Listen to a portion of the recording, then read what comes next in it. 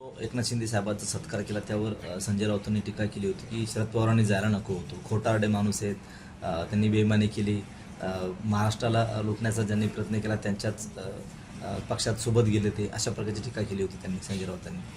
ते आता शरद पवार साहेब आणि मातोश्रीचे संबंध सगळ्यांना माहिती आहे आणि पवार साहेब राजकारणातील फार बुद्धिमान व्यक्तिमत्व आहे आणि जर एखाद्या माणसाच्या कार्याचं गुणगौरव जर केला असेल तर तो त्यांचा स्वभाव आहे.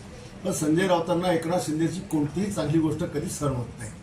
त्यांचीच काय आमचा जोही आम्ही लोक काय आज 61 आमदार आहे आणि आमचे जेवढे काही खासदार आहेत याची एकही गोष्ट त्याला कधी चांगली वाटत नाही. तो सदैव आमचा तिरस्कार करतो.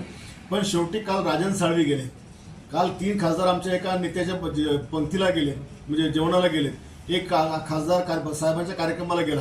आज त्यांचा पक्ष समाजाच्या नाकात दमिणार आहे. किती लोक भविष्यात टिकतील किती राहतील हे आज सांगू शकत नाही. त्याच्यामुळे राऊतांचा आज लढपट हा कायमच राहणार आहे.